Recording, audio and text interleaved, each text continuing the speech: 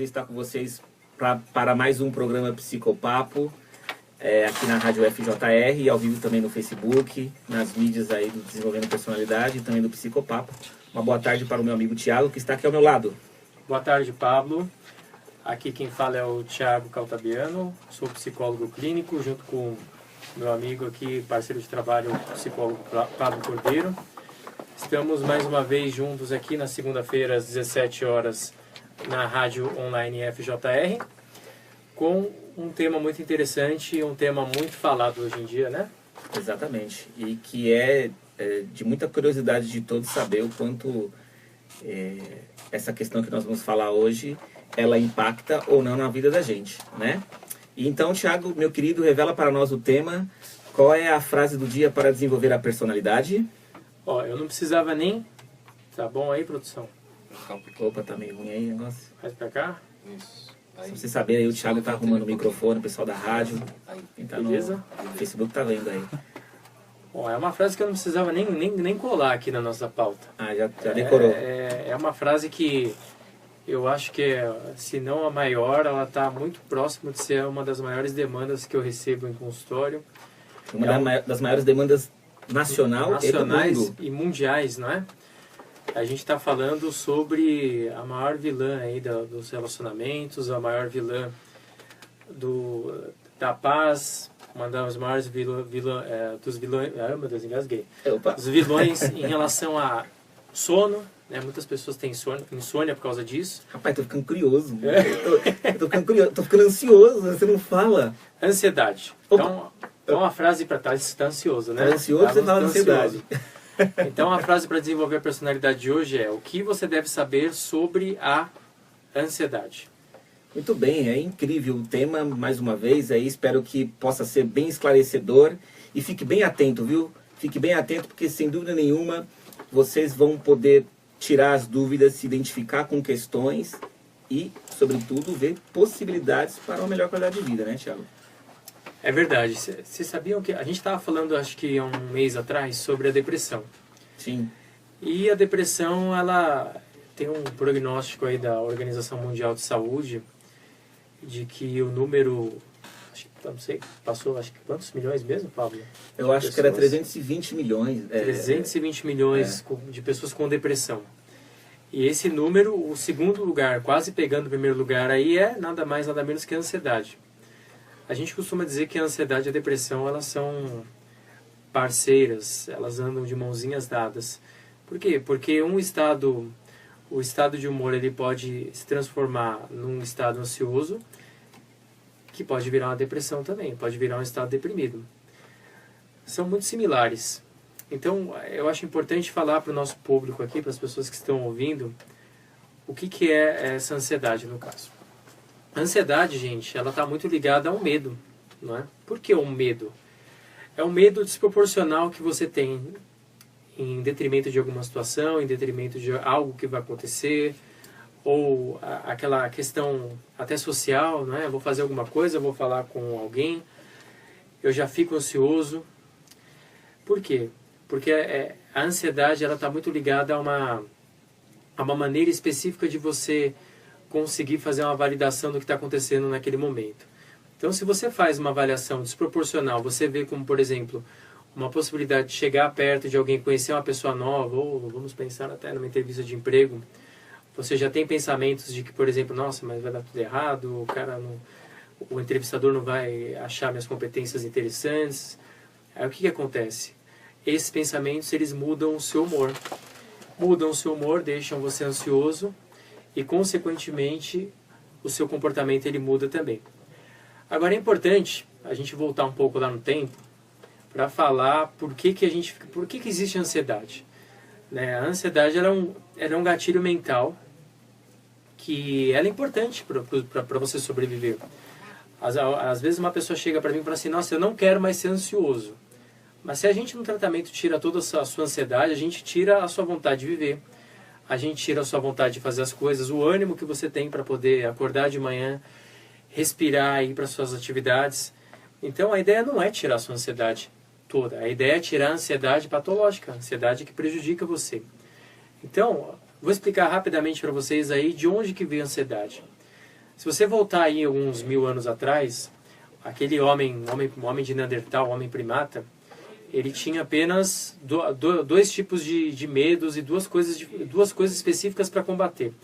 Defender o território dele, que era, de repente, entrar em combate físico com uma outra pessoa, ou com um animal, para caçar. Então, para ter esse embate, ele precisava estar com todos os sentidos alerta, ele precisava estar fisicamente preparado. Não é? Então, o que acontecia? O corpo dava, o cérebro entendia aquele estímulo, passava uma mensagem para o seu corpo, e o que acontecia? A respiração mudava, ficava uma hiperventilação, que é aquela... Para quê? Para o coração bater mais rápido, o sangue começar a girar no corpo de uma maneira mais rápida, os sentidos ficarem alertas, e essa ansiedade fazia o homem lutar pela sobrevivência. Porém, hoje você não tem que matar ninguém para se defender, né? Teoricamente, eu espero que não.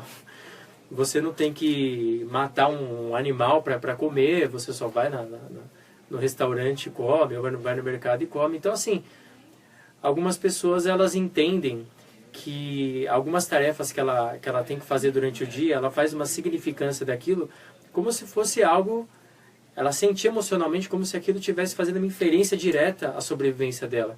Então, o cérebro já aciona aqueles mecanismos de sobrevivência. Então, o que acontece? Nossa, meu Deus, o que está acontecendo?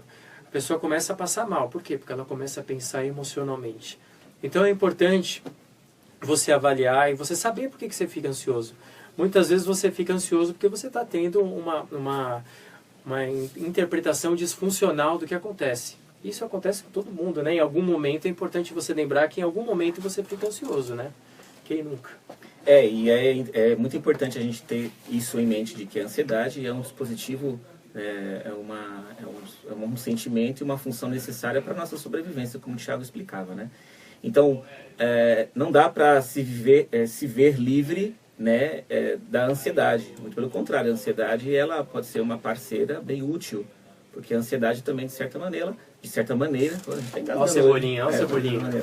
De certa maneira, a gente está sendo movido também por impulsos que são necessários, né, para a gente ter algumas ações. Então, eu sempre gosto de dar o exemplo de que quando a gente está, por exemplo, andando na rua, e aí, de repente, se você vê um cachorro vindo em sua direção, sobe toda uma questão de ansiedade, né? A gente fica movido por uma ansiedade que nos leva a ter uma ação, né? Senão a gente vai ficar parado ali. Tem pessoas que paralisam, né? Mas a tendência é que a ansiedade, de certa maneira, aquela situação de perigo, ela possa gerar um movimento que faz com que você tente se livrar daquele perigo, tente ter uma movimentação de proteção. Então a ansiedade, por exemplo, numa situação como essa, ela pode ser bem útil, né? Ou como, por exemplo, você sente aquele famoso frio na barriga para se preparar, né? Sabendo, né? Na verdade, sabendo que tem um evento, por exemplo, uma apresentação, uma faculdade, uma apresentação, um auditório, enfim, qualquer coisa que você for fazer.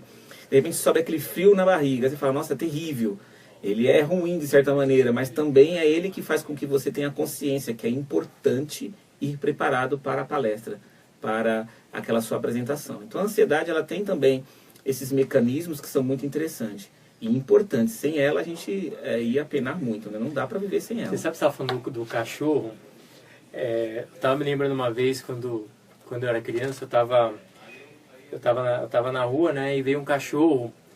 E ele veio de longe, correndo, e eu fiquei super ansioso, falei, o cachorro era enorme, né? Eu falei, esse cachorro vai acabar com a minha raça aqui, né? E olha que você é alto, hein? E não, mas eu não era, eu tinha uns 8 anos. E o cachorro veio, eu me apavorei, mas na hora que ele chegou perto, eu vi que era um cachorro do vizinho meu, que ele me adorava, e o cachorro pulou em mim, eu brinquei com o cachorro. Então veja como a percepção que você faz em relação à situação, ela pode deixar você ansioso ou não. Então, assim, se você vê uma situação específica, né, você vai, que nem o Pablo estava falando, você vai fazer uma apresentação ao vivo, você já tem aquele pensamento, nossa, alguém vai falar alguma coisa, alguém vai levantar, vai falar que eu não sou bom o suficiente. Como é que você vai conseguir ter segurança para entrar? Então, você fica com uma inabilidade na interpretação dessa situação. Então, é importante, a interpretação ela está muito ligada a ansiedade. As pessoas elas têm mania, né, Pablo, de falar assim, eu sou ansioso do nada. Algumas pessoas elas são ansiosas durante toda a vida delas que a ansiedade virou uma parte do corpo. É quase como se fosse um braço, uma perna, um ouvido. A pessoa ela já está tão acostumada a ser ansiosa que ela não consegue nem se imaginar não sendo ansiosa. Então, assim, por quê? Porque todas as interpretações que ela faz das situações que acometem ela durante o dia, ela faz previsões catastróficas. A gente, psicologia, adora usar esse termo. Então, assim... Olha, uma outra coisa que eu lembrei enquanto você falava é que a pessoa ela vai se acostumando mesmo a viver com uma certa ansiedade, a tal ponto que qualquer outra pessoa é muito mais lenta do que ela. Aquela pessoa é mole demais, é frouxa demais, aquela pessoa não vai, nossa, mas devagar. Ela não percebe que na verdade é ela que está num ritmo acima do que se é esperado, talvez em determinado ambiente. Claro que a gente não está falando necessariamente de produtividade em algumas questões. Determinada função que você faz, é preciso ter produtividade, é preciso alcançar algumas metas. Então, você e o seu colega precisam alcançar essas metas. Se você alcança mais rápido do que ele, não significa necessariamente que ele é mais mole do que você. Talvez significa que você seja um pouco mais ansioso, um pouco mais acelerado. Ou que tenha uma alta performance ou uma alta produtividade. Mas, se você é uma pessoa muito ansiosa e sabe identificar isso, sabe que nessas ocasiões, você é que está sendo muito acelerado e esta pessoa está apenas seguindo o ritmo. Aquela pessoa, por exemplo, que quando vai almoçar, ela almoça em 30 minutos, come numa boa, a outra come em 5. Daí aquela que come em 5 fala, fulano fica lá aproveitando do almoço. Não, mas o almoço é para almoçar mesmo, é para aproveitar. Mas a gente vive num ritmo tão maluco, né? É uma paranoia para se realizar as coisas e numa ansiedade tão grande que sempre a gente pensa que é a outra pessoa que está desregulada. Então é importante a gente ter também esse parâmetro e essa reflexão. E essa autocobrança, a pessoa que é ansiosa, Pablo, eu vejo muito isso, a pessoa ela tem uma autocobrança, ela se cobra demais. Então, assim, além dela ficar pilhando a pessoa que está próxima dela, ficar avaliando por que a pessoa não vai no ritmo dela, e ela fica angustiada. Ela fica angustiada que as pessoas não fazem do jeito que dela. O que acontece? Ela começa a gerar uma cobrança para si. Ela começa a cada vez mais querer alcançar o ritmo dela. Geralmente as pessoas que são muito ansiosas, elas têm uma noção de fracasso um pouco deturpada. Então, assim, para aquela pessoa é aquele pensamento que a gente chama do pensamento dicotômico, que é do 8 ou 80. Então, o que a pessoa faz? Ela precisa alcançar uma noção de sucesso muito alta. Então, por exemplo, ele coloca ali, pegar numa perspectiva de uma prova, vai fazer uma prova ali na faculdade ou na escola, ela pensa assim, nossa, eu preciso, o bom para mim é 10. 9,75 para mim é igual a 0. Então, eu não vou tirar 9,75, tem que ser 10. Ela acaba desvalidando todas as outras opções que ela tem e ela valida só o sucesso absoluto. Aí eu te pergunto, você que está ouvindo a gente, já tirou 10 alguma vez na vida numa prova? Acredito que sim. Mas você consegue todas as provas tirar 10? Se você coloca como uma meta para você se sentir bem, para você não se sentir fracassado, você ter que tirar 10 sempre, o que vai acontecer? Você não vai conseguir. Quando você não vai conseguir, como é que você vai ficar se sentindo? Além de sentir o fracasso, você vai ficar ansioso. Então é importante a gente trata, por exemplo, as pessoas que têm uma ansiedade patológica, ansiedade generalizada, principalmente nessa perspectiva de fazer a pessoa ansiosa, ela contrabalançar, entender que entre 8 e 80 existe 72 possibilidades. Eu fiz a conta certa dessa vez, não fiz? Fez. Vocês sabem que humanos, né? Humanas, nós área de ficamos humanas... uma hora treinando a conta. Eu fiquei uma hora treinando a conta aqui, porque eu sei a conta não é comigo. Então, assim, gente, é importante você tá fazendo uma auto-reflexão disso que a gente está conversando. Porque a ansiedade, ela nem sempre ela é patológica. O que vai definir é o nível de prejuízo que você está tendo na sua vida. Muito bem, para você que está chegando agora na Rádio FJR, você que está chegando aí também na nossa transmissão no Facebook, nós estamos falando hoje, na frase para desenvolver a personalidade de hoje é o que você deve saber sobre ansiedade. Então, se você está chegando, fica aqui com a gente, para a gente continuar falando sobre o tema. Tiago, uma outra coisa muito interessante das pessoas observarem a respeito da ansiedade é que a ansiedade também, ela ocorre e se manifesta de diversas maneiras, né? Então você tem uma pessoa, vamos imaginar algumas ocasiões e o que se sabe sobre a ansiedade. Uma das informações interessantes é que o Brasil está na parte de cima, né? Liderando aí a questão da ansiedade a nível mundial. O Brasil hoje tem por cerca aí de 18, 19 milhões de pessoas que sofrem com algum tipo de transtorno de ansiedade, segundo a Organização Mundial da Saúde. Isso é um ponto importante. E falando sobre como essa ansiedade se manifesta, existem tipos. Você sabe que isso que você falou agora, eu lembrei que em estudos, numa sala, por exemplo, de 50 pessoas, uma sala de aula de 50 alunos, pelo menos 3 pessoas têm uma ansiedade patológica. De quantos alunos? De 50 alunos. Todo mundo tem ansiedade, mas o que eu estou falando é a ansiedade patológica.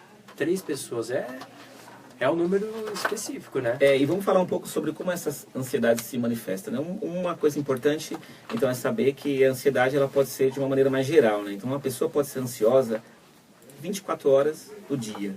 Então, é uma ansiedade mas a nível generalizada, né? A pessoa é ansiosa por muito tempo, em todas as ocasiões, em tudo ela resolve de maneira ansiosa, dificilmente ela consegue não conviver com a ansiedade. Então é um problema um pouco mais crônico, né? Como os outros também que existem. Por exemplo, existem outras situações em que a pessoa ela é até tranquila, mas ela também possui crise de ansiedade. Ela tem... Por mais que as coisas podem também ser em conjunto, mas existem situações em que a pessoa apresenta crise de ansiedade. Ela está tranquila, de repente tem um evento importante na vida dela e ela não sabe administrar essa situação, ela vive crise de ansiedade. Crises igual, parecido com aquela do pânico, que já é um outro degrau, uma outra condição de ansiedade, que é crises que são mais frequentes, então que se caracteriza com alguns sintomas físicos, né? Como taquicardia, como dificuldade na respiração, como sudorese, né? Então, aquele pensamento fixo de que está morrendo, né? O medo de morrer, exatamente, que é talvez o pensamento principal aí que caracteriza as crises de pânico. Então, existe então uma ansiedade mais aguda e uma mais atenuada, né? O fato que o mais interessante de se saber é aquilo que o Thiago acabou de falar, o prejuízo. Porque você fala assim, eu tenho só algumas crises, não tem problema. Não, eu sou ansioso o tempo todo, mas consigo conviver. Eu tenho um pânico aqui, outro ali, mas eu tomo um medicamentozinho e tudo passa. Ainda que seja importante você se medicar, porque é uma das recomendações, né, assertivas e verdadeiras a respeito disso. A ansiedade não é apenas uma agitação qualquer, é uma questão também genética que está envolvida, é uma questão de ambiente também que você está ali convivendo, que é um outro ponto que a gente vai falar ainda. Então, perceba, se você é uma pessoa muito ansiosa, veja se essas coisas estão acontecendo com você e, sobretudo, qual é o seu prejuízo? Qual é o problema que está acontecendo? Realmente está causando em você dificuldades para fechar um negócio, para decidir um problema, para dormir, né?